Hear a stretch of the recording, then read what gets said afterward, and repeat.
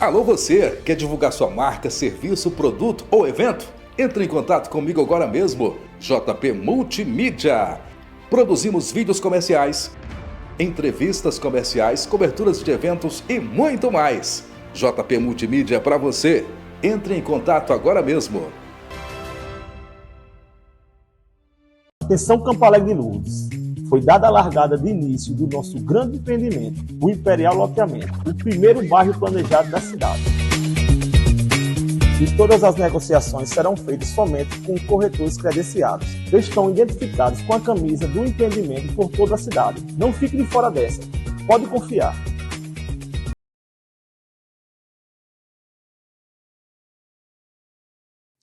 Fala, meu povo, está começando o seu podcast Pode Estar, onde você pode chegar, pode ficar, literalmente pode estar. E hoje vamos conversar com ela, que é professora, jornalista e agora candidata a vereadora Ana Rubem. Tudo bem, Ana?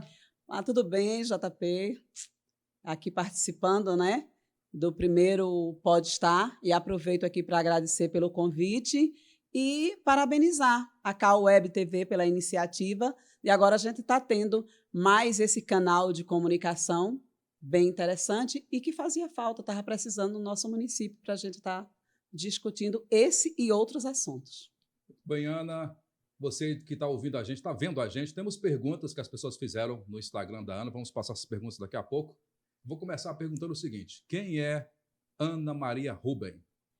Ana Maria Rubem, filha da primeira vereadora, Dona Nilza Rubem, Nem Macedo, pioneiro nas viagens daqui para São Raimundo Nonato, professora, jornalista, aquela que é apaixonada pela cultura, apaixonada pelo seu povo, a esposa de um português, que hoje é mais, tão campoalegrense como todos nós. Enfim, são muitas facetas da Ana Maria.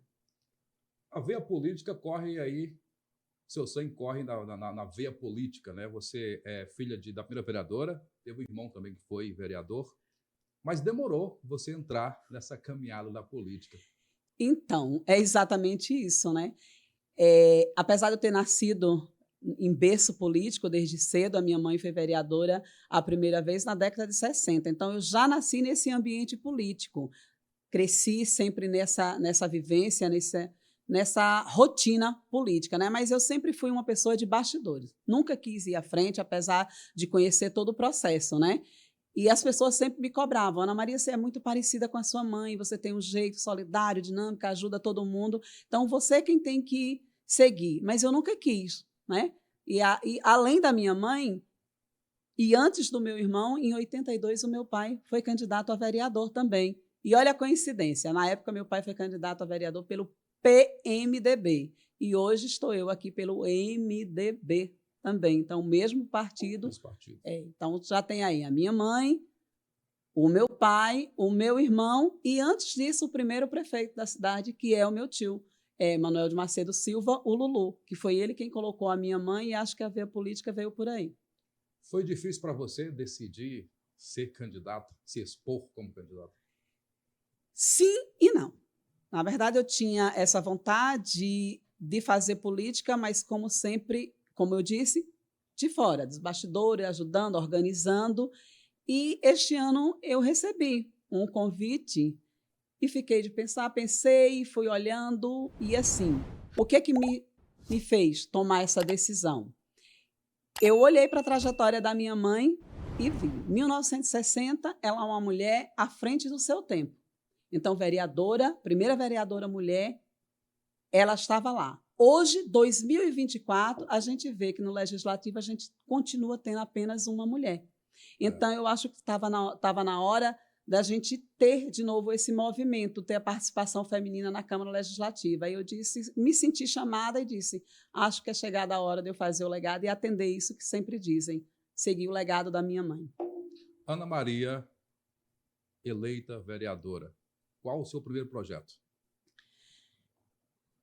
Ana Maria, eleita o primeiro projeto. Eu penso que o primeiro de tudo a gente tem que, antes de ser eleita, eu acho que a gente o meu ideal seria que a gente conseguisse colocar lá não só a Ana Maria, mas mais mulheres, para a gente dar uma equiparada nessa relação de gênero, né? E o meu primeiro projeto que eu quero fazer, primeiro, ter de tudo um espaço para cada vereador dentro, porque a gente tem hoje a estrutura, a casa própria, mas a gente tem o gabinete do presidente, o auditório, e os vereadores, eles não têm onde atender, onde receber, onde fazer a sua demanda, principalmente vereadores que a gente tem da zona rural. Eles chegam aqui e não têm onde ter esse suporte, esse atendimento ao eleitorado, à comunidade em si, à população. Então, eu acho que a primeira é dar essa estrutura física para a gente estar recebendo e está dando o trabalho, está lá dando plantão, recebendo a demanda da população e entender de perto isso. Você acredita que ter esse espaço para que os vereadores tenham mais contato com o povo é importante de início? De início, eu acho que para você ter um espaço de receber, de ouvir a demanda, de você esse contato mesmo, você ter uma estrutura, e até assim, eu acho que o vereador precisa participar mais também, não só comparecer à Câmara no dia das sessões, mas sim ter uma constância, que ele não esteja todo dia, mas pelo menos que ele não esteja, mas tem um assessor lá recebendo aquele eleitorado, aquele cidadão que está lá à procura para ou fazer uma crítica, ou fazer um pedido, ou dar uma sugestão, enfim, ele procurar o representante do povo e saber onde procurar.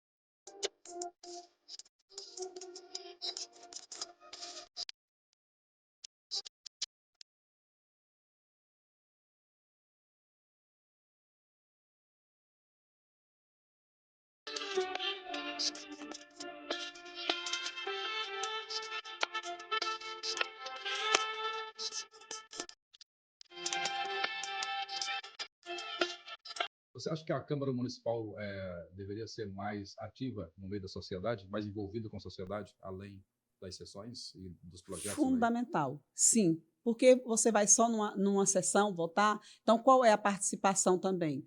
A gente faz o comparativo em relação também ao Estado. Quando você vai na Assembleia Legislativa do Estado, você procura o gabinete para quê? Para saber, o prefeito, quando vai, ou um vereador, seja quem for, vai procurar aquele representante aonde? No gabinete dele, levar os seus ofícios, levar as suas demandas, fazer as sugestões, fazer os seus pedidos, a orientação. Então, eu acho que a gente precisa ter. Mesmo que o vereador, claro que ele tem uma outra demanda, ele tem uma outra participação, ele precisa correr o município para ver de perto, mas aí ele tem um assessor lá recebendo aquele cidadão, aquela pessoa que procura o representante do povo para atender às suas demandas. Nesse momento, você, como pela primeira vez sendo candidata, você enxerga a política como um novo rumo para a sua vida, viver a política, ou você está experimentando, testando e vendo o que dá, mais ou menos isso? A princípio, eu pensei que era isso, mas quando a gente vai se envolvendo, que a gente vai caminhando, que a gente conversa com a população, que a gente vê as exigências, a fala do povo, as necessidades, os anseios, como é que ele fala, despertou algo em mim que eu achei que eu não tivesse desse lado, ou seja, o de fazer pela população, o de ir atrás, o de ouvir, o de buscar, e acho que é algo que veio para ficar. Nessa caminhada, nessa conversa com o povo, nesse envolvimento, você sente que está no lugar certo? Que está fazendo a coisa certa? Sim, sinto. Eu sinto porque eu percebo que nas conversas que eu tenho tido nas comunidades onde eu tenho andado, a reclamação maior que eu tenho ouvido do eleitor, do cidadão, às vezes nem é eleitor também, não é eleitor porque é uma criança, é um adolescente ainda que não tem idade para votar, a gente escuta isso, que eles sentem essa necessidade, sentem a falta do político estar mais próximo, de ir na comunidade, reclamam que o político só vai de 4 em 4 anos quando é voto, e a gente sabe que tem políticos que fazem isso, que tem um acompanhamento, uma vivência diária na comunidade, e a gente percebe que esse político que faz essa caminhada junto com a população, ela tem uma aceitação maior. Então, eles pedem muito a presença, a participação, a consideração. Tá? Então, isso tem mudado a minha forma de ver a política no município, sim. As pessoas querem muita atenção também, né? Exatamente. Do político. Buscam muito isso. Elas precisam e querem ser vistas. Ana Rubem, candidata pela primeira vez, quais são as dificuldades que você já encontra nessa caminhada, na campanha? Bom, as dificuldades, na verdade, não são tantas assim. Então, acho que eu elencaria assim, como principais o tamanho do nosso município para a gente percorrer num curto espaço de tempo, né? 45 dias.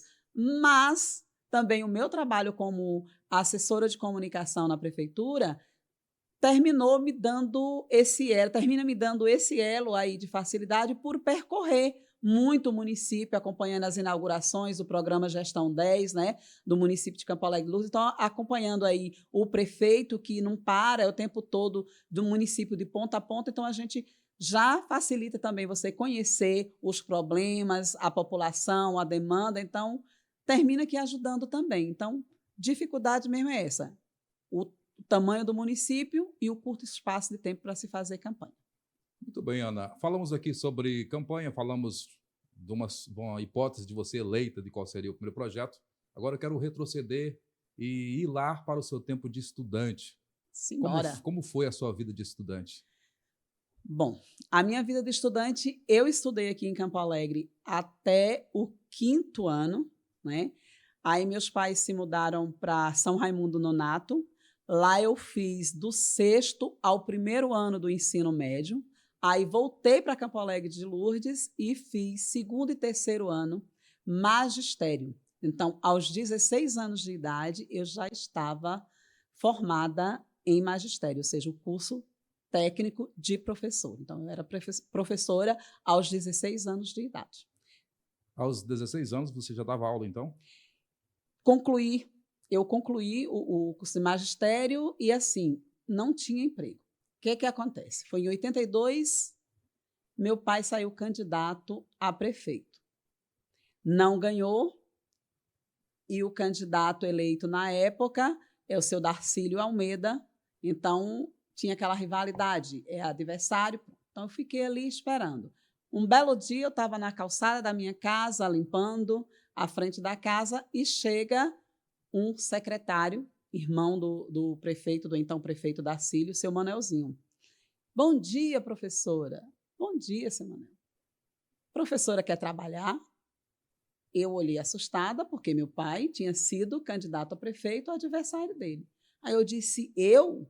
Ele disse, você. Se você quiser trabalhar, tem 40 horas para a professora lá. E você está falando sério?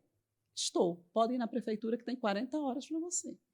Eu fiquei saltitante de alegria. Fui lá e realmente fui contratada e fui trabalhar na escola estadual Capitão Adelino Lopes. Então, a prefeitura me colocou lá, me cedeu. Na época, Capitão Adelino Lopes funcionava onde hoje é o Sindicato dos Trabalhadores Rurais. Daí, a educação entrou na minha vida e não saiu até hoje. Aí eu fiquei aqui trabalhando com a educação e, na época, esperando. Não podia sair, querendo sair, continuar os estudos, e o pai dizendo, sozinha não vai, tem que esperar seu irmão terminar o curso para ir junto. Enfim, relutei, até que eu disse, não, ou eu vou agora ou não vou mais. Mas, antes disso, eu fiz um concurso do Estado e passei para professora no ano de 92, professora do Estado da Bahia. Aí, nesse interciclo, eu disse, não, eu tenho que continuar os estudos. Tranquei, pedi uma suspensão de contrato do meu trabalho e fui para Salvador. Fiz cursinho em Salvador, prestei vestibular lá em Recife, não consegui. Nessa época, a minha irmã já estava estudando na Paraíba, fui para lá e passei. Lá eu fui aprovada para comunicação social, habilitação em jornalismo. E aí eu estudei em João Pessoa, na Paraíba, e concluí o curso de jornalista. Fazer jornalismo era a sua primeira opção? Era. Era. Meu pai sempre perguntava, queria que eu fizesse direito. Você tem que fazer direito. E eu cheguei a mentir para ele. Ele dizia, fez inscrição para direito? Fiz. Botava direito como segunda opção. O meu sonho era ser jornalista. Eu sempre me imaginei como jornalista. Talvez utópico, mas se eu pensasse, depois não tinha feito, talvez fizesse algo mais que desse mais dinheiro, mas era uma realização pessoal. E o seu retorno para Campo Alegre? Bom, voltei para Campo Alegre, reassumi o meu concurso do Estado, né? Trabalhei no Luiz Viana, a escola antiga Luiz Viana Filho, onde também fui vice-diretora. Depois que a escola Luiz Viana foi municipalizada, eu fui transferida para o Ives Orlando Lopes, né? E lá eu trabalhei e fiquei até me aposentar em 2020. Me aposentei pelo Estado lá no Ives Orlando. E entre esse espaço era o seguinte, como eu era do Estado, só tinha o magistério, então o salário, eu não era licenciada, eu era graduada, né? Não tinha licenciatura. Então, nesse intervalo, eu disse, não, eu tenho que fazer licenciatura. E aí fiz uma licenciatura, né, para complementar. Então, também, além de jornalismo, eu tenho a minha formação em letras e pós-graduação em literatura brasileira. E aí eu fiz para poder enquadrar no plano de carreira do magistério. Só voltando um pouquinho ao tempo de faculdade, eu creio que tinha dificuldade para se manter uma cidade fora. Tinha. Era muito difícil, né? Poucos pais conseguiam colocar os filhos. E meu pai, graças a Deus, meus pais, meu pai e minha mãe, sempre tiveram isso como objetivo, a educação em primeiro lugar. Né? Então, naquela época era muito difícil, a gente juntava, uma época que eu morei em Petrolina, a gente chegou a morar 12 pessoas numa casa para dividir o aluguel, todos de Campo Alegre, para sair mais barato.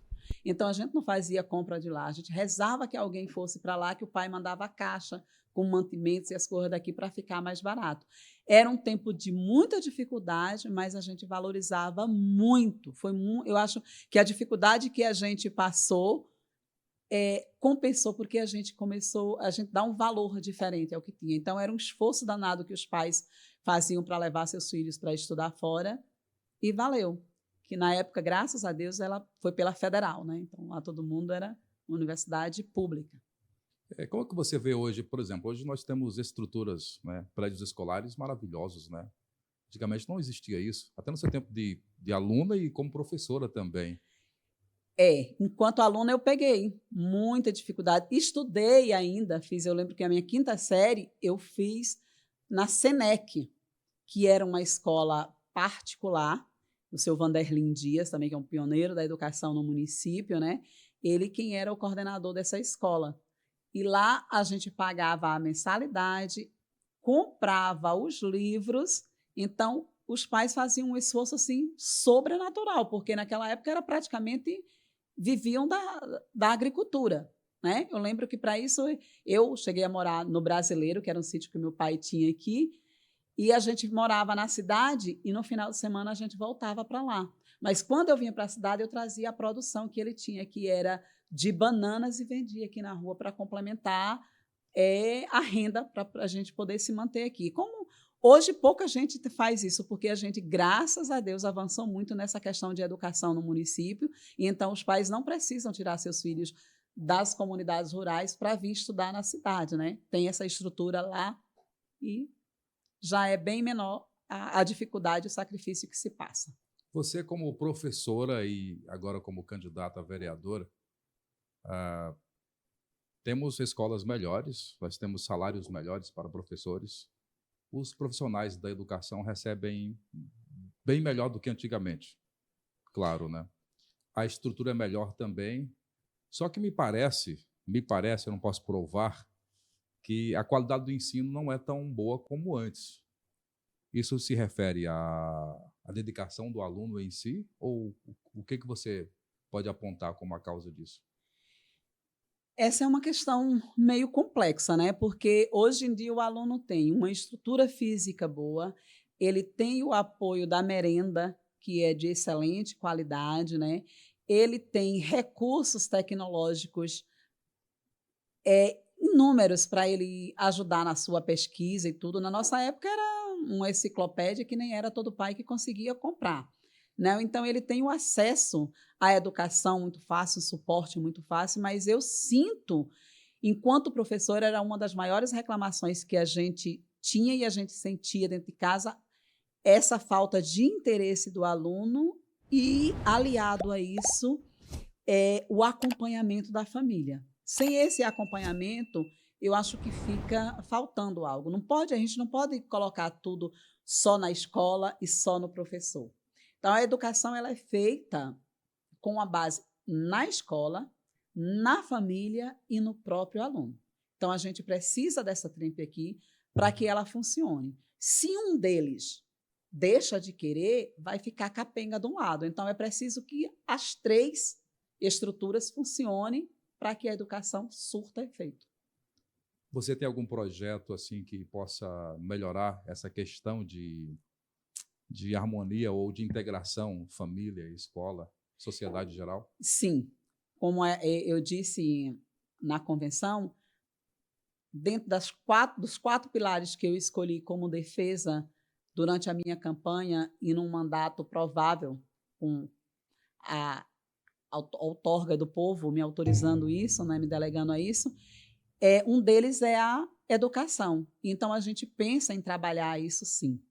Dentro desse meu projeto, a gente tem a participação, convocar os pais para que a gente faça, nesse sentido, promover alguma coisa no sentido de motivar, porque a gente percebe o seguinte, que o aluno, quando ele é premiado, entre aspas, quando ele tem uma compensação, eu acho que tem um estímulo maior. Então, o programa ele é nesse sentido de motivar famílias e alunos para que enxerguem a educação de uma forma diferenciada, que eles entendam que a educação é a mola propulsora da vida dele, é aquilo que ele vai ter e carregar para o resto da vida. Ninguém vai tirar isso dele. Então, a gente precisa motivar esse pai e esse aluno, trazer esse pai, essa família para perto e mostrar que ele precisa participar para que o seu filho seja promissor na vida.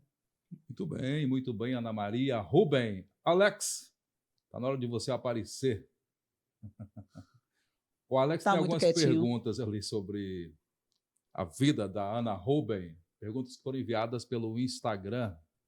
Simbora. Enquanto isso, eu tomo um pouquinho de água.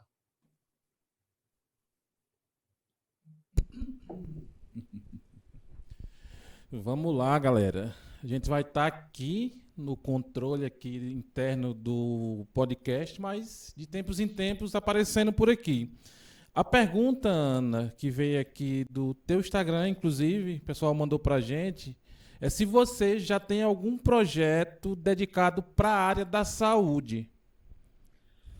Olha, na área da saúde, eu acho que o município de Campo Alegre de Lourdes avançou bem, né? A gente tem uma gestão aí extremamente preocupada e cuidadosa com a saúde do município, né? Hoje a gente, além de ter várias unidades básicas de saúde espalhadas pelo município, por a zona rural, nós temos na sede, além do hospital municipal, nós temos um anexo que funciona basicamente como uma policlínica, né? Visto que a gente tem várias especialidades, né? E, além disso, a gente tem a policlínica em Juazeiro, com o suporte diferenciado da Prefeitura de Campo Alegre de Lourdes para todos aqueles que vão. Mas eu tenho...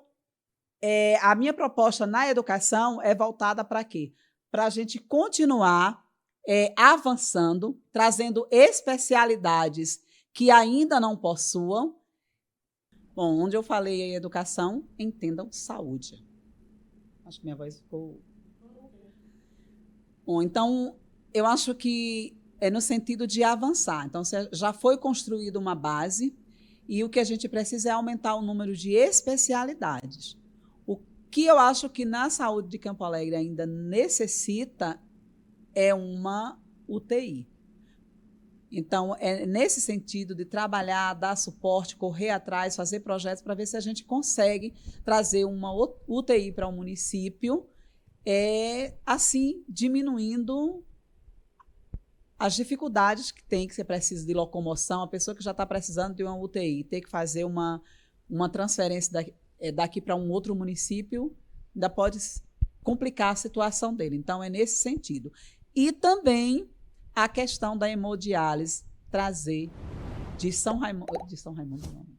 A questão da hemodiálise é de trazer de Juazeiro para Remanso. A gente, na verdade, tinha esse projeto aí, a gente não sabe ainda em que pé ficou, mas então a intenção do município, eu tenho certeza que é de dar continuidade a esse projeto, e eu, chegando à Câmara Municipal, é dar suporte ao gestor para ir atrás, porque é muito dolorido ver uma pessoa renal crônica ter que se locomover de Campo Alegre 3 vezes por semana. Ele chega aqui, já chega cansado para voltar, descansa uma noite, no dia seguinte já volta. Então, se você consegue trazer isso para Remanso, já diminui consideravelmente o sofrimento que já é grande nessa doença.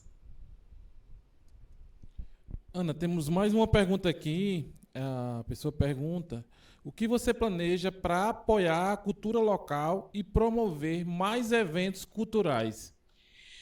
Boa pergunta essa aí, porque a cultura é também um dos pilares, uma das bandeiras defendida aqui, tanto na minha campanha quanto na minha gestão, se Deus assim permitir. Então, na cultura, eu tenho a preocupação de, primeiro, resgatar a cultura perdida no nosso município, porque eu entendo que a cultura, um povo sem cultura é um povo sem história, é um povo sem memória. E falar em memória, a cultura de Campo Alegre me desperta muito a memória afetiva, né? Eu lembro, quando chegava janeiro, eu fazia questão de dormir cedo para ouvir, quando chegava o 1º de janeiro, ouvir na porta o Reis cantando. O Reis do Velhos do Macaco era aquilo que eu mais esperava.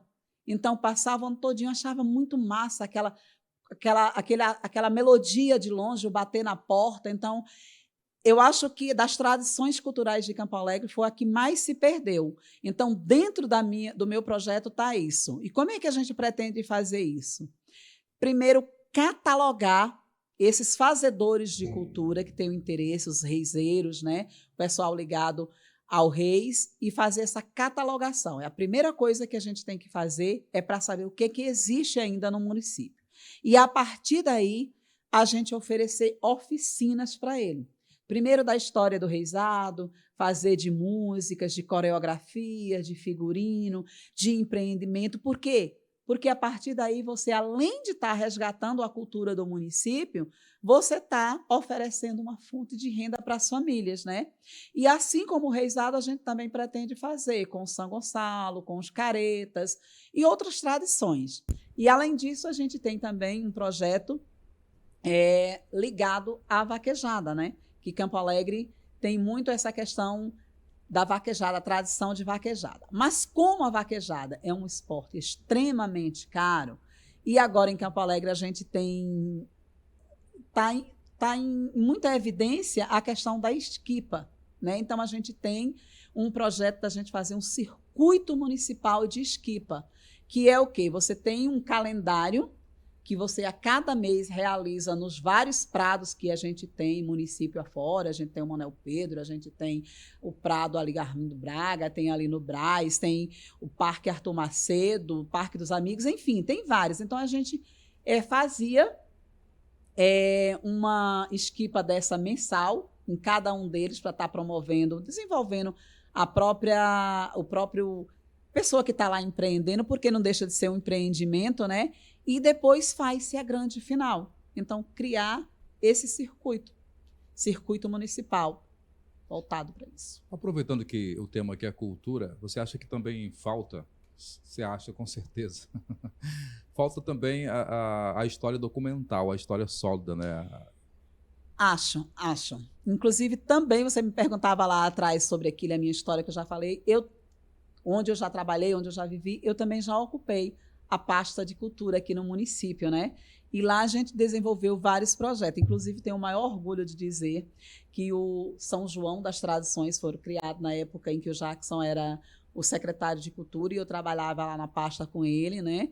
Então, foi um tremendo sucesso o nosso primeiro, e até hoje o São João de Campo Alegre, ele é extremamente disputado. Inclusive, tem uma outra tradição cultural que permanece até hoje, que é o Festival de Quadrilhas, aqui do nosso município, que, por sinal, é o mais disputado da região, né?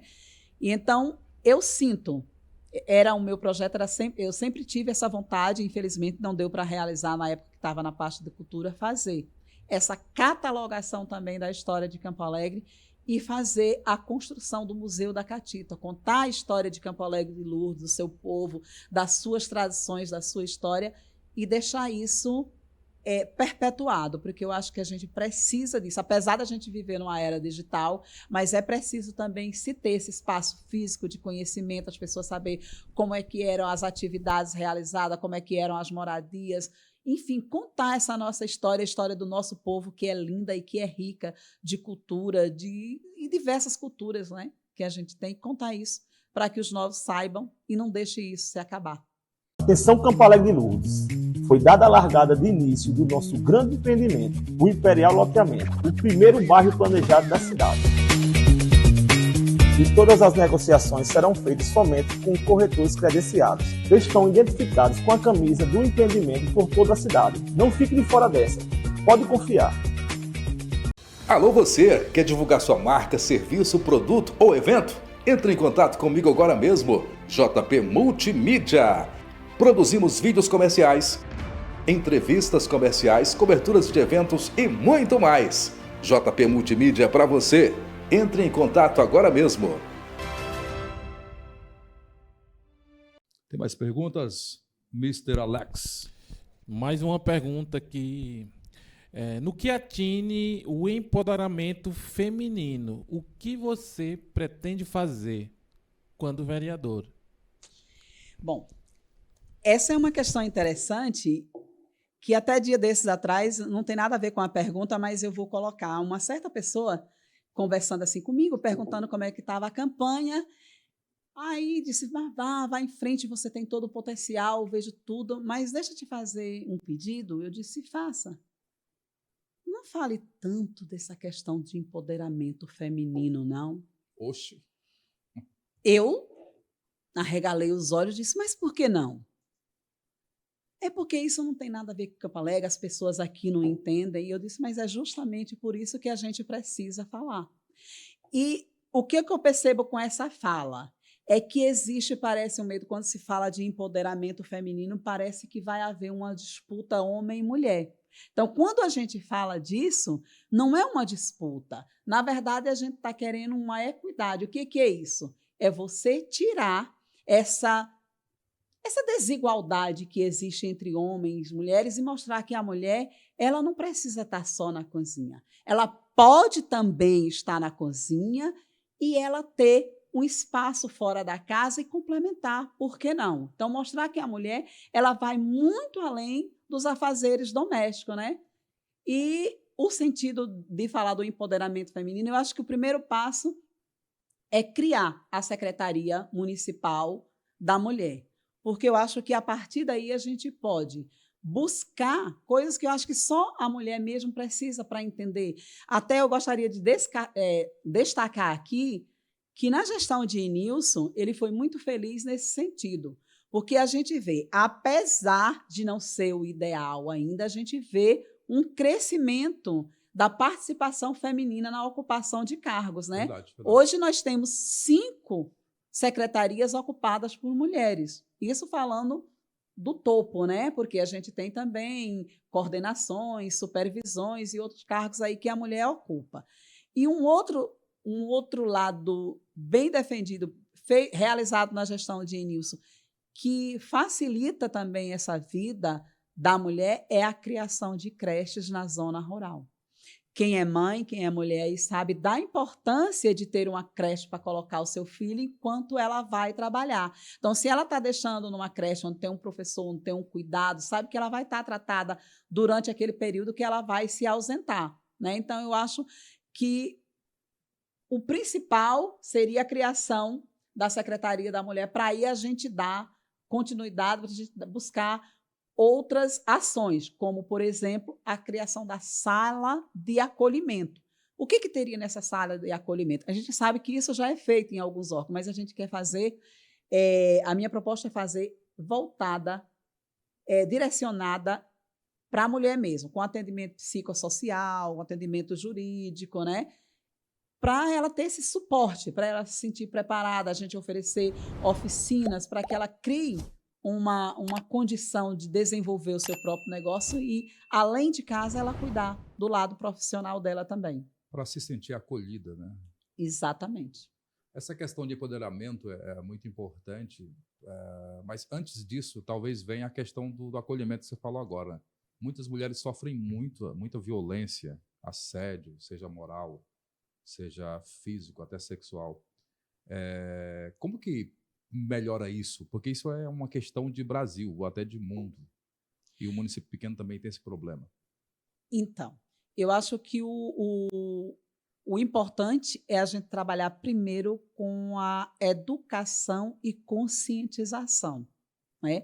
Você trabalhar a questão da conversa, de você mostrar para ela que ela precisa também contribuir, se sentir útil, primeiro ela valorizar-se, né? E ela valorizar-se não só fisicamente, mas também ela se preparando, né? Ela se preparando, questão profissional, na questão emocional, na questão dela saber enfrentar tanto a vida dentro de casa como fora dela, né? A questão do trabalho é você dar subsídio para que ela se reconheça como uma pessoa capaz de fazer muito mais do que aquilo que as pessoas acham que ela é capaz de fazer. Certamente, saindo da dependência financeira, a dependência emocional fica mais fácil de acabar também, né? Exatamente, né? Porque se você trabalhando uma, a outra já vem em seguida. Porque você, estando com o emocional destruído, você não consegue ir à frente. E as pessoas têm que entender que, às vezes, essa questão também de violência doméstica, ela é também por falta... A questão financeira termina pesando dentro de casa também, né? Então, se você leva com a questão da educação, se você leva uma melhoria na condição financeira do casal, muita coisa tende a diminuir, a não ser que tenha um problema muito mais grave, e é aí onde a Secretaria Municipal da Mulher vai entrar para tentar entender qual é esse problema e como é que pode, da melhor forma, direcionar para resolver, sem destituir a família, tentando sempre construir, melhorar, ver quais são os problemas, quais são os gatilhos que estão desencadeando aquele problema familiar e tentar ajustar para que aqueles cresçam, que eles continuem em harmonia e vivam, sem precisar viver essa disputa de quem pode mais. Ana Rubem, nós vivemos numa cidade pequena, um município pequeno, e é uma realidade que se repete em todo o Brasil. Cidades pequenas, a geração de renda e emprego é baixa, né? Os empregos basicamente são prefeitura, né? Comércio, serviços e agricultura, no nosso caso aqui. O que você tem assim, de ideia para melhorar essa questão de desemprego aqui no nosso município e gerar renda de alguma forma? Bom, eu acho que o principal é capacitar as pessoas, né? Voltado à questão, como eu falei, da cultura. Então, você vai voltar à tradição, resgatar a cultura e proporcionar uma renda, mas a gente sabe que essa aí é pontual, é uma vez por ano. Então, nesse sentido, a gente pretende trabalhar com a comunidade, principalmente aqueles mais necessitados, aqueles mais carenciados, nesse sentido de você estar ofertando, procurar cursos técnicos, profissionalizantes, e você criar projetos também que se possam fazer com aquilo que você tem. Por exemplo, dentro da comunidade rural, a gente tem como meta também o apoio ao homem do campo. Como é que a gente pensa em trabalhar isso? Primeiro, conseguir máquinas, que pode ser um trator, enfim, aquilo que dê para a gente trabalhar com eles da seguinte forma. Você tem uma certa comunidade ou um certo agricultor que não tem a condição de alugar uma máquina, ou às vezes a prefeitura não tem disponível naquele momento porque está fazendo o serviço da prefeitura. Então, a gente disponibilizar aquela máquina para abrir o barreiro, para limpar um terreno, para a estrada, e você fornece por horas, né? Você empresta horas. Se a pessoa não tiver condições total do combustível, a pessoa contribui com o combustível, fazer um banco de sementes, você desenvolver projetos para a questão do turismo rural que a gente vê em várias cidades, e aqui a gente tem um potencial que pode fazer isso. Por exemplo, um dia na fazenda, você vai ver como é a lida na roça, como é que você faz a ordenha do gado, como levanta cedo, você pode fazer uma trilha e você pode terminar aquele passeio rural com um café da manhã típico daquela fazenda, tá? Principalmente no período de férias. A gente pode aproveitar, fazer trilhas e capacitar as pessoas para que tenha essa preocupação. Então, o turismo rural entra nessa linha também, né? Além da cultura e cursos profissionalizantes para que ela possa desenvolver, né? Ana Rubem, as decisões políticas elas impactam a vida da toda a sociedade, todas as pessoas. E é necessário que as pessoas participem dessas decisões. Como que você pretende envolver a população nessas decisões, em tudo isso? Bom, um ponto que eu acho crucial é a participação popular, né? Então, enquanto vereadora, o meu projeto é trabalhar junto às comunidades. Eu falei no início da nossa conversa da questão de ter o espaço para receber o cidadão na Câmara de Vereadores, e o caminho inverso também ele precisa acontecer. O político sair do seu gabinete e ir até a sua comunidade, primeiro ouvir, fazer reunião com a associação de moradores de comunidades, ou mesmo que ela não tenha, para você ouvir a demanda e primeiro sensibilizar que eles precisam ter essa conscientização, que a política ela é feita não só pelo governante, não só pelo político, mas pelo cidadão. Ele precisa dar a sua contribuição, ele precisa pensar política, porque a política ela está em tudo em nossa vida. Todos nós dependemos da política, né? Seja ela em que ponto for, né? Então, a gente precisa ouvir a demanda e precisa deixar esse cidadão consciente que a participação dele é necessária. Então, você vai ouvir em loco e vai conscientizar que ele precisa participar, mas em uma política coletiva, né? Ele precisa procurar um bem para um desenvolvimento da sua comunidade, da sua família, e não aquele benefício individual. Interessante. Nos últimos anos, aconteceram muitos investimentos na área de esporte, principalmente futebol. Um estádio novo, temos ali a areninha, tem a escolinha de futebol para crianças também. Inúmeras quadras para o município todo. Muitas quadras também. Mas o jovem ainda necessita de muita coisa, né? O jovem precisa ser melhor assistido. Nós temos meninas que ainda engravidam muito cedo, que antigamente diziam que era falta de informação, hoje não é mais, todo mundo já sabe o que pode fazer e o que não pode. Temos a questão de saúde pública, que é a questão do alcoolismo na adolescência, e tem a questão de segurança pública, que é a utilização de drogas ilegais. O que você pensa em relação a isso para melhorar e trazer mais oportunidades para esses jovens? É interessante o que você fala em relação ao esporte. Claro, a gente parabeniza aqui a gestão, a Superintendência de Esporte, um avanço muito grande, mas eu teria uma observação a fazer em relação a isso, e é uma também dos meus pitacos será nisso, para a gente mudar essa questão do esporte, que ela não seja somente para o futebol, mas a gente tem um leque de atividades que podem ser desenvolvidas aqui e que é uma porta para a gente trazer esse jovem para a saúde física, para uma melhor alimentação e tirá-lo dessa possível porta do álcool, da droga, enfim, daquilo que é ilícito e que vai prejudicá-lo física e moralmente. Então, acho que quando você faz essa questão do esporte, você abrange, porque quando você fala só do futebol, você limita muito a participação. Então, se você coloca outras opções de esporte, então você já atinge uma gama maior. Também voltado para a juventude, a gente tem, além das questões do curso profissionalizante, entra esses jovens aí, né?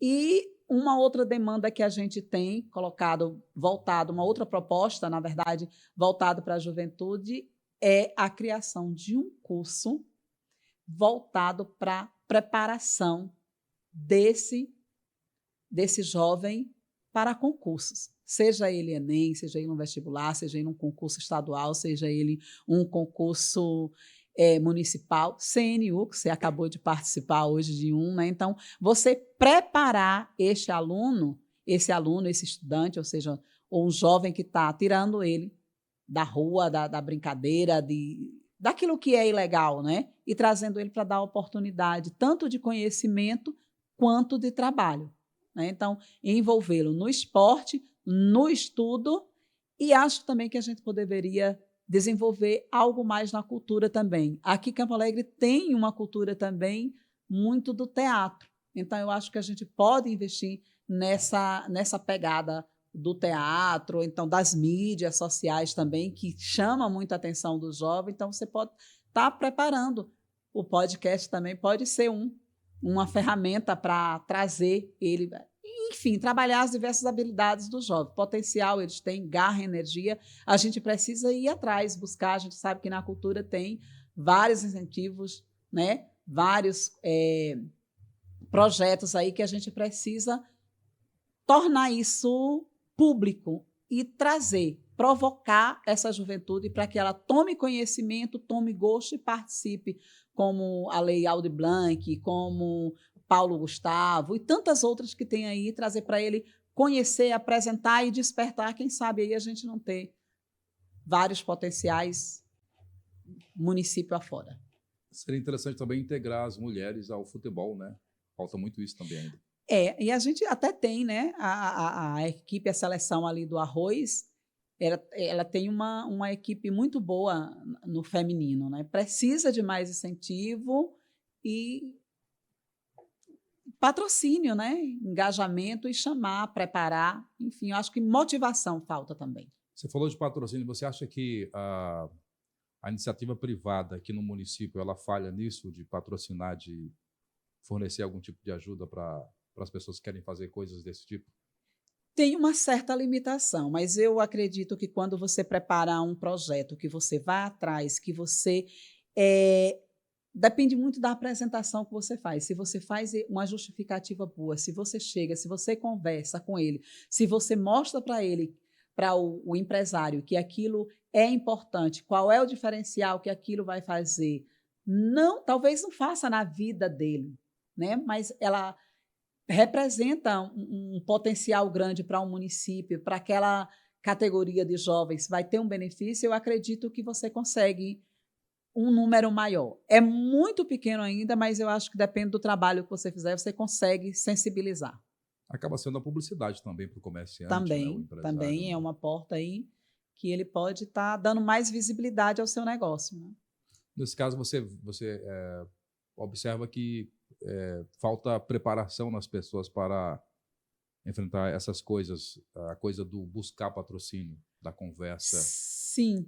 Eu acho que a forma como você chega também pode assustar, né? Então, eu acho que você tem que ter um preparo. Assim como você prepara aquele evento, você tem que preparar também o patrocinador e mostrar para ele por que ele vai patrocinar aquilo. Qual será o ganho dele? O ganho, quando eu falo aqui, não é o ganho financeiro, né? O que ele vai acrescentar naquilo? O que vai ter de retorno para ele, e não só para ele, para o município? Eu acho que você consegue fazendo assim. Muito interessante. A gente já falou lá do passado, do começo, falamos de futuro, vamos falar de presente agora. Eu quero saber como foi que o português mais brasileiro da história apareceu na sua vida. Olha, o português mais campo-alegrense da história apareceu na minha vida através das redes sociais. É um caso de sucesso. É positivo, né? Porque a gente sabe que o mundo da internet, ele às vezes é perigoso, né? Você nem sempre sabe quem está do outro lado. Em algum momento você suspeitou que estava levando um golpe? Não.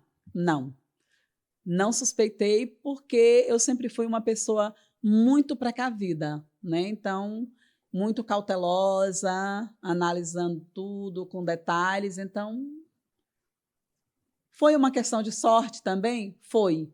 Mas foi também uma questão de cuidado, de pesquisa, de tempo também. Tem que ter cuidado, né? Muito, muito, porque a gente nunca sabe. O perigo pode estar do outro lado da tela. Vocês já estão casados há quantos anos? Agora, em agosto, a gente vai fazer 13 anos. 13 anos. Você viveu quanto tempo em Portugal, assim, juntando tudo? Portugal, na verdade, morar, eu nunca morei. Eu vou, na época, quando eu estava ainda no estado, aí eu consegui aquela licença prêmio. Aí, então, eu consegui 2 licenças prêmio seguidas e consegui ficar 6 meses direto lá. Foi o tempo maior que eu fiquei seguido. Mas, desde 2010, eu sempre vou a Portugal, 1 ou 2 vezes por ano. Se bem que eu estou com 2 anos que não vou lá agora, mas... Da sua experiência vivenciada lá, você é muito observador e também das conversas com o Zeca, seu marido. O que de Portugal você pode implementar aqui em Campo Alegre? Quais as coisas que você acha que funciona bem lá, que pode funcionar aqui? Eu acho que a primeira coisa seria essa questão do cuidado com o meio ambiente, né? Então, quando você viaja para fora, você percebe esse cuidado que se tem com o meio ambiente. E isso eu já trouxe para a minha vida. Hoje você pode olhar os bolsos da minha roupa, a sacola está sempre cheia, ou bombom, ou qualquer coisa, qualquer papelzinho, eu jogo lá. E eu acho que a gente consegue fazer isso, mas é preciso, de novo, olha só quem está de volta, a educação. É preciso começar lá na escola. A gente tem que preparar o aluno desde a creche, por quê? Porque ele vai ser aquela pessoa que vai multiplicar, ele vai pulverizar a ideia. Então, a gente precisa começar na educação, trabalhar. São muitas coisas que a gente aqui, enquanto brasileiro, a gente tem esse mau hábito de jogar tudo na rua. E um fator que o Zeca sempre observa aqui com a gente é o óleo que a gente joga na pia para lado. Então, eu acho que a gente tem que ter esse cuidado, começar a preparar a nossa população, a começar pelo estudante, para a gente começar essa questão de lixo, né, seletivo, para você fazer uma coleta seletiva, começar por uma escola, criar um projeto piloto numa escola, vendo se dá certo, e aí depois, quem sabe, ampliando. Quem sabe não, tem que dar, né, porque a gente precisa começar a cuidar dessa casa comum, porque se a gente continuar nesse ritmo, daqui a pouco a gente não consegue nem sobreviver. É um projeto a longo prazo, né? Muito, muito. E tem que ser pela educação. Acho que a gente só consegue mudar se for por aí. Você pensa em algum projeto para fazer essa integração de verdade? Educação, escola com esporte, escola com saúde, escola com segurança? Sim. E aí, mais uma vez, a gente precisa daquilo que a gente fala, é o engajamento. Eu acho que a gente não pode pensar numa secretaria isolada, por exemplo, saúde, tratar só de problema de saúde, educação, tratar só da educação. Até porque eles estão interligados. Olha só, a gente estava falando de meio ambiente, falou da educação, mas a gente também pode colocar aí a questão da saúde, né? Porque se a gente tem um ambiente poluído, a gente vai ter problemas de saúde. A gente pode colocar a questão da assistência social, entra a questão do trabalho, porque a gente pode estar trabalhando com a questão de sucatas, colocar o reaproveitamento, reciclagem, né? Então, é um trabalho intrínseco, né? Se você for analisar, ele percorre quase todos os conteúdos, ele percorre por, no mínimo, 3 secretarias. Então, é necessário que haja esse engajamento entre as secretarias e ver o projeto que é da minha secretaria, eu não vou trabalhar ele isoladamente. Eu vou ver o que é que atinge de cada secretaria e discutir isso com os secretários e botar aquilo para andar. Eu acho que é assim que funciona, é você pensando no coletivo e deixar a individualidade de lado. A discussão é sempre importante, né? Sim. O saber ouvir, o contribuir, cada um de nós tem algo para contribuir. Então, você junta um pouquinho daqui, outra ideia do outro, e aí daqui a pouco a gente tem um projeto gigante e que termina dando certo. Hoje, você fazendo campanha, conversando com as pessoas, entendendo as necessidades, né, de cada pessoa, você entende que a política é realmente fundamental na vida das pessoas? Sem sombra de dúvidas. Principalmente quando se trata de um município como o nosso, que a fonte de renda do nosso município é basicamente a prefeitura e os programas de assistência, né? Então, se você não tem um desenvolvimento de indústrias, de empresas, então termina recaindo tudo sobre na administração. Então, é preciso aquilo que a gente conversava atrás, as comunidades, seja ela rural ou urbana, ter esse entendimento, né? Ter esse entendimento que é necessário se fazer política com o P maiúsculo, né?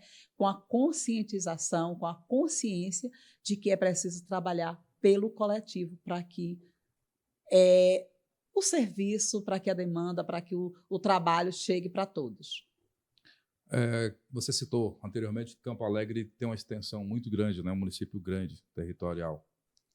O que você pensa em relação a levar serviços básicos, não só de saúde, mas questões como documentos, atendimentos especializados, tanto na área de saúde como, por exemplo, de jurídico, coisas que facilitam a vida das pessoas? Eu acho que seria interessante uma retomada de um programa que teve na primeira gestão de Enilson, né, que é a Prefeitura Itinerante, que é um projeto gigantesco, eu sempre achei ele muito bonito e eu acho que o município deve retomar isso, porque você leva o poder público para perto do cidadão, para as comunidades, né? Então, eu acho que além de você ofertar o serviço, eu acho que o cidadão sente-se valorizado, sente-se acolhido, sente-se parte daquele governo, né? De um município que se preocupa com ele, diminuindo a distância, diminuindo a dificuldade que ele tem de chegar até aqui e às vezes não sabe nem onde procurar aquele serviço para você. Então, se você leva a saúde, a educação, a assistência social, o jurídico para perto da comunidade, eu acho que, além de você facilitar a vida, você valoriza o cidadão, como deve ser, né? Hoje nós temos, isso é uma realidade do Brasil todo, né? Todo o interior tem internet de qualidade até, né? Internet boa. Você acha que poderia ser de maior facilidade o acesso aos serviços municipais ou até da Câmara através da internet? Então, eu acho que está faltando essa questão aí. A gente pode, na verdade, ela tem, mas eu acho que ela é pouco difundida e pouco aproveitada. É a questão da informatização, né? Você colocar, por exemplo, você pode, para tirar um atestado de residência hoje você quer, você pode fazer vários serviços pela plataforma da prefeitura. Então, eu acho que você deve aumentar essa oferta de serviço. Claro que a gente sabe que tem algum serviço, alguma demanda que é obrigatório ele vir aqui, mas aquilo que se pode colocar para ser feito de forma digital, marcar consulta, por exemplo. Marcar uma consulta, né, para você receber o resultado de um exame, a não ser que ele seja de imagem, você precise daquilo lá, mas tem muita coisa que dá para você colocar, deixar ela informatizada e facilitar a vida do cidadão e também o trabalho nas instituições, né? Eu acho que diminui muito.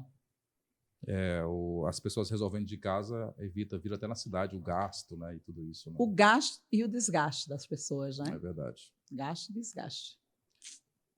Ana Maria Rubem, você falou que quer, né, tem o desejo de que mais mulheres sejam eleitas, não só você, para a Câmara Municipal. Eu queria que você deixasse uma mensagem, você pode olhar até para a câmera, se você quiser, para as mulheres, aquelas mulheres que têm dificuldade ainda de levantar, de dizer eu posso, eu vou e ninguém me segura. Eu acho que não só para as mulheres, né, mas para a população em geral. Mas, sim, eu destaco aqui a mulher em dizer que ela, sim, é capaz, que ela precisa, primeiro de tudo, acreditar nela, eu tenho potencial, eu consigo fazer. E para que você tenha uma representante na Câmara de Vereadores, você também precisa fazer a política, você precisa fazer acontecer, você precisa dar o seu voto de credibilidade, você precisa confiar e dizer assim, eu quero uma mulher lá na Câmara de Vereadores, porque ela vai entender de uma forma diferenciada, ela vai entender o meu problema e saber que eu posso, que eu sou capaz, eu, além de esposa, de mãe, de dona de casa, eu posso, sim, ser uma profissional, seja na política, seja ela em qualquer área que ela escolher. Então, ela é capaz de fazer, deixar o medo de lado e dizer, eu vou. Se eu não conseguir, pelo menos eu vou tentar. Se eu não conseguir dessa vez, eu tento a primeira, eu tento a segunda, eu tento a terceira, mas eu vou até eu conseguir. Então, não sinta medo, não se envergonhe, tente. Se você não sabe, procure onde tem ajuda, onde você vai. Se você está passando por uma dificuldade, coloque para fora aquilo que você sente, onde é que você vai se sentir acolhida, onde é que você vai se sentir protegida e incentivada a você buscar uma vida, um espaço melhor. E para isso você precisa acreditar na mulher e dizer, sim, eu estou aqui, quero uma representante feminina na Câmara de Vereadores. Muito bem. Eu queria fazer uma pergunta ainda relacionada a isso. Eu ouço muito por aí, e você, que é mulher, deve ouvir mais ainda. Existe realmente uma rivalidade feminina e isso atrapalha a evolução das mulheres na sociedade? Eu não vejo assim. Não acho que tem rivalidade, não. A rivalidade, ela termina sendo do ser humano. Eu acredito que existe uma rivalidade do ser humano, mas o fato de ser mulher, não. Mas eu concordo que é necessário ter mais união. Mas uma rivalidade, não. Acho que... Eu não sei se por conta da sociedade já reprimir tanto e ter ainda mais essa de apontar o dedo, de achar que a mulher é rival da outra, algumas terminam colocando isso na cabeça e não é isso que acontece. Eu acho que a gente se protege, a gente se ajuda, a gente incentiva, a gente diz, vem para cá, é preciso mais, claro que é preciso mais, está pouco ainda, mas acho que está na hora da gente pegar mais na mão e dizer, vem para cá. Você precisa continuar a caminhada, você tem potencial e você chega onde você quer. Ana Rubem, você vem para a campanha com o slogan honrando um legado, construindo o futuro, não é isso? E falando sobre legado, você carrega aí a responsabilidade de trazer o legado da sua mãe, a primeira vereadora do município de Campo Alegre de Lourdes. Como que você se sente com essa missão? Com a responsabilidade dobrada, porque Dona Nilza, como a gente costuma dizer, ela sempre foi uma mulher à frente do seu tempo. E ela é exatamente aquilo que a gente falava anteriormente, a pessoa próxima da comunidade, seja no momento festivo ou no momento triste. Então, a Dona Nilza nunca esperava ser chamada. Ela chegava, ela sabia a hora que a comunidade estava precisando, que o vizinho estava precisando, e ela estava se fazendo presente, assumindo tudo, fazendo naquilo que ele mais precisava, no momento de maior alegria ou de maior tristeza. E sempre buscando o benefício, sempre ouvindo, recebendo na sua casa. Então, o meu legado, a minha responsabilidade é essa, é continuar esse legado de cuidado, de solidariedade, de amor ao próximo, de ouvir e de fazer por aquele que procura e que não procura, mas que precisa ser feito na hora que precisa ser feito. E agora, falando sobre o futuro, essa é para você olhar para a câmera e responder por que eu devo votar em Ana Rubem. Você deve votar, você e toda a população de Campo Alegre de Lourdes. Pode e deve votar em Ana Maria, porque ela é preparada, competente, disposta a trabalhar por uma comunidade, trazendo bandeiras que vai acrescentar, que vai desenvolver ainda mais o município de Campo Alegre de Lourdes em diversos setores. Então, a minha visão é de continuar contribuindo para o crescimento de Campo Alegre de Lourdes, seja ele na educação, na saúde, na cultura, na agricultura familiar, no apoio ao homem do campo, em toda e qualquer pasta e qualquer segmento de Campo Alegre de Lourdes. A Ana Maria está disposta, ela tem conhecimento, ela sabe fazer, ela sabe onde buscar e ela sabe também ajudar e fazer mais e melhor pela população. Meu povo lindo, tá terminando o primeiro episódio do nosso Pode Estar. Quero agradecer a companhia de todos vocês. Eu espero que tenham gostado. Mr. Alex, considerações finais. É isso aí, galera. Pode estar um espaço novo que está chegando aqui na nossa cidade. A gente espera receber bastante convidados pelos próximos dias. Por conta desse período eleitoral, eu acho que nesse período dos próximos 40 dias, mais o pessoal da política. O espaço está aberto para todo mundo e fica o convite aberto. Você que quer participar, trazer as suas ideias, os seus projetos, está convidado. Agradecer de já a Ana Maria por estar participando, pela confiança aqui no nosso trabalho. E a primeira convidada. Pode encerrar deixando as suas considerações finais.